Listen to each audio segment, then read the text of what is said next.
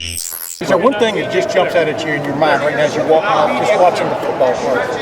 I think we're playing hard. I think guys are working at it. We certainly have some guys who are missing on both sides of the ball, but overall, I thought the defense brought it today. I thought they played really well. We pretty much dominated today's win or loser. But there's a lot of pieces that come with it. We tried a couple situations coming out, third down, the ball down in the red zone. So it was good to get that. We'll get on film and keep growing. But a lot of the young guys are really grinding, stacking days, getting better. But I thought it was a really good job on the defense today, particularly the defensive line, which is nice. Right, 2 times that we've seen the defensive line the last 2 practices, they've had really good days. How are you gauging that in the spring? Where the offensive line might be trying to learn blocking schemes and whatnot. Yeah, it's all part of the process. But at the end of the day, it's a win or lose day. You either win or you lose, and that's how you evaluate it on a daily basis. Now we all know that there's a process to getting to August, and then from August getting to the season. But we evaluate it on a week-to-week basis. Did you get better? Did you get worse? We grade every practice and figure out where guys are at. Did they grade a champion or not? Brian, Carnell today was flashed. He flashed today. He's totally flashed last spring. What has impressed you the most about him, and how far along is he? Well, there's a lot to be impressed with Carnell, but I think the first thing is just his maturity when he came here. But right from the jump, we do meetings where we kind of have everybody in the building go through each guy and to a person. Just the feedback we're getting from academics, from nutritionists, from strength and conditioning, position coaches, player development. Everyone has such great things to say about Carnell off the field. It translates on the field as well. He's prepared. He takes care of his business and very, very mature. That's off the field. On the field, making a lot of plays. Has to pick up a lot of offense. For a young player, he's got a pretty mature route tree. Does a nice job on the line of scrimmage. Catches the ball strong, makes plays. All really encouraging signs. You obviously have a deep receiving core. How much of an impact can he make as a freshman? We'll see. But if he keeps stacking these days, he's going to get better. And he's here to play. Ryan, I don't know how long that would take. It just happened, but when somebody goes down like Jihad did, I know it's spring ball. He's got a long way to go. Yeah. What goes through the coach's mind? Who's next here? How do we get through a practice? Something unexpected like that. Yeah, it's never good. The first thing you ask is, how stable is that knee? We got great, good information back. We'll have to get it evaluated. But you hold your breath, because you just don't know how stable that knee is. Every time you do it for me, felt like it was. We'll get it evaluated for sure. Make sure that we cross every T on this thing and dot every I. But yeah, you hold your breath in moments like this, and it's one of those things. That's why we only, that play was in 7-on-7, so we try to have as many controlled situations as possible. But we also want to play the game, so it's that back and forth building. But Jihad's had a really good spring, and hopefully we can get it back this year. It's felt like Cam has had a good spring in that spot too. Like you noticed Martinez helping the nickel more. Looks like he's comfortable. Yeah, I think he is. You're somebody who played quarterback in high school and played offense and learning to play the position. And now he's really starting to come around. I think he's learning the defense. He's playing with more confidence, like you said. So I think we'll try to get an idea as we get through the end of the spring, kind of the body of work. But we've seen some good things out of it. Kenyatta Jackson seems to have flashed, at least the 2 times we've gotten to watch extended spring. What's your impression of him? Yeah, I think you're exactly right. I think when you're talking about D-line, the first thing is can you flash? Can you make plays? I think you can check that box with Kenyatta. He does. And then it becomes the consistency. And I know he's building on that, but the work he put in last year, the work he's putting in this spring is going to pay off. He's got a lot of talent. And we're going to need him to step up and be a contributor this season. We've seen trade. We say about Zen not being out here today, and how that might impact the right tackle competition. Yeah, we don't see that being a long-term issue. So hope to get him out here again before the end of spring.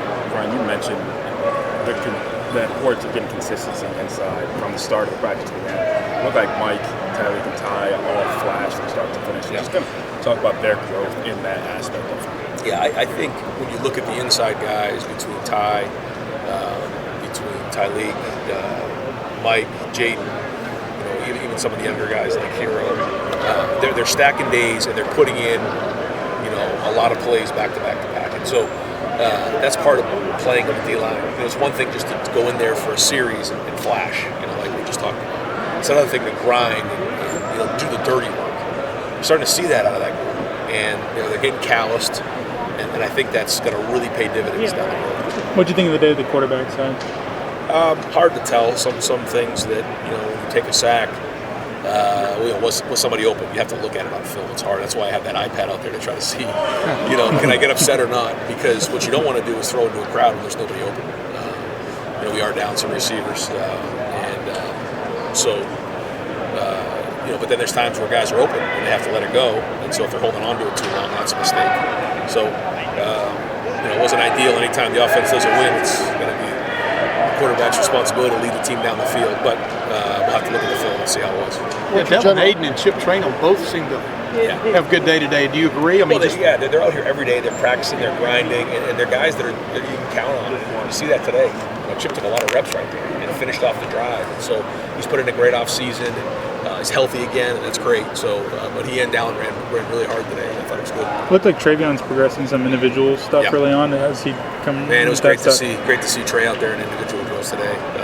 Great to see him moving around again. You can start to see that energy and that look in his eye. He's been dying to get out here, so that was a great sign today to see him out there in individual drills. What's your general take on the quarterback situation right now? Yeah, I think it's a day-to-day process. They're growing. They're learning. Every time you're out there with the first team, it's different than when you're a backup. And there are good days, there are not so good days. And the whole thing is, can you learn from your failures? When you do well, it's great, but we're all going to fail. And that's the thing when you look at the elite quarterbacks, whether it's in the NFL or in college, they learn from their mistakes quickly. They don't make the same mistake twice. And so these guys are making mistakes just like any quarterback would. How quickly can they learn from those mistakes and grow? It's very hard to tell sometimes in a practice like this. It's a little chaotic and everything like that. So, and they're also not live. But it's all about decision making to move the team down the field. We'll keep evaluating it. I think there's been some good things, but a lot to grow from. You talked about before the spring how ideally you'd like to maybe have an idea of who it is by the end of the spring. Does that still seem like it's a feasible thing? I hope so. I hope so. I'd like to see one of the two really step out. I don't think we've seen that yet, but it'd be nice to see kind of one of them kind of separate from the other. But that takes a few practices in a row of consistent play. Ryan, you've seen when we've been in here. We know that they're getting both opportunities with the ones and twos, and they're taking this continuum.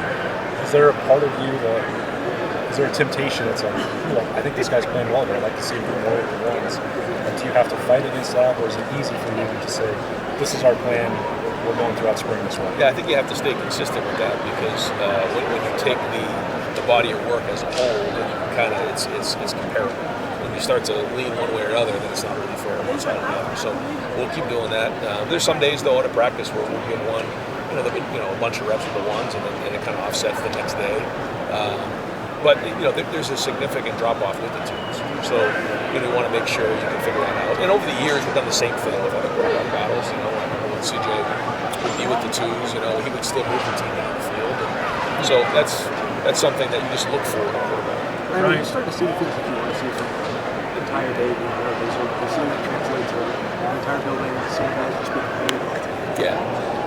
I think I saw an article by one of our DBs and one of the media days when the DBs were out here, and he was just talking about how much this whole spring, so much of our program is about competing, and it's about winning and losing every day. And that's what we want to create, and that's what a day like today is all about. And you got to I don't want to put words in your mouth. You got to like the way the defense is going about things. Like you said, head coach, you got to feel good one day, one playing bad the next. Right. But I mean, what do you think about just the esprit de corps of this defense? Yeah, I think it's growing. I think you're seeing confidence when you're not doing something for the first time. Then you can figure out how you do it, not what to do. Last year was what do you do? Now it's how to do it. I also think our coaches have a better feel for our personnel. Made some changes. I think we still need to tweak some things. But our really good players have to play really good. I mean, that's how it goes. When you're a great defense, your great players make great plays. They're not just out there. And not only do they make great plays, but they make them consistently. And that's the sign of a good defense. So they're building on that. But there's a lot of momentum on that side of the ball. Ryan, you guys had Marvin in the slot. I know you said in the spring you want to move him around a little bit. Just what do you like about getting those matchups inside? Well, it's a whole different deal with him inside, and they have to on defense decide how they want to double him. It also helps with his route tree, and it's something that happens. Like with Jackson, a lot of the NFL personnel would ask, how's he going to do on the outside when Chris was coming out? Do you have any plays with him up in the slot? So it's a good thing to help him in his progression and his development. It's something we want to do, but it also is something for the defense to consider. So we'll keep working on that, and we just want to keep building up the show tree. Ryan, development. Last question here, guys. Development of Joe and G. Is that more crucial right now, considering where you are with the offensive line, or is that not? Yeah, I don't know if it has as much to do with the offensive line, but it's critical. Yeah, we need to continually develop that room. 12 personnel has been very, very important to us, and has to continue to be moving forward. So finding 3 tight ends in that room that we feel confident putting in a game is something that we really got to do a great job with. I think Keenan's doing a good job of building the power of the unit in that room, and I think those guys are putting in days. They're out here every day and they're grinding. They're getting better. You can feel that, but that'll be very important to the success of the offense. Coach, thank you very much. Okay, thanks.